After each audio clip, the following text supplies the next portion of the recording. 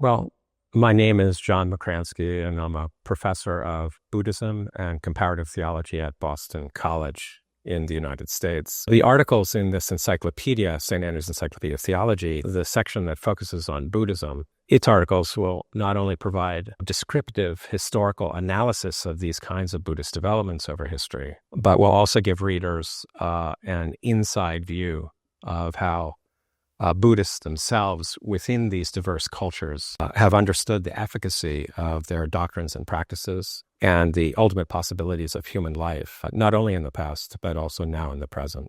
There is a big challenge in engaging this kind of project with regard to the Buddhism section in particular, and that is the very word theology is not widely accepted within Buddhism or by Buddhist people.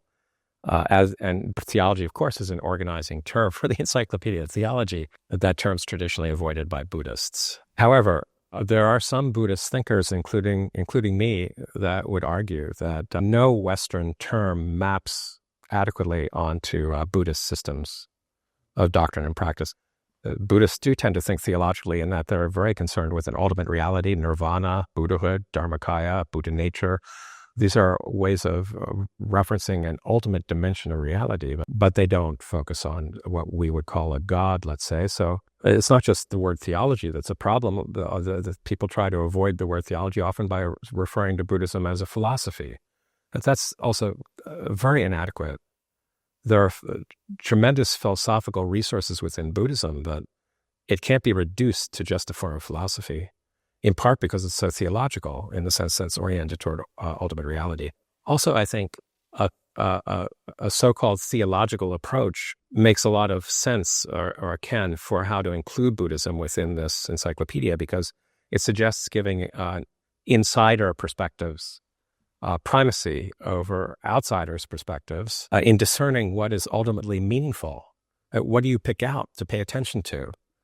What is the focus of your attention in writing anything about any aspect of Buddhism or any well-known practitioner of Buddhism, which will be included in the encyclopedia?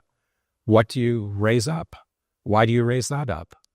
If that's not informed by an insider's perspective of the tradition, how is what you're raising up ultimately meaningful within any kind of a Buddhist worldview? So what is ultimately meaningful here to Buddhists, and how do they understand what's meaningful, and what would they raise up? Informed by all those different disciplines and areas of knowledge.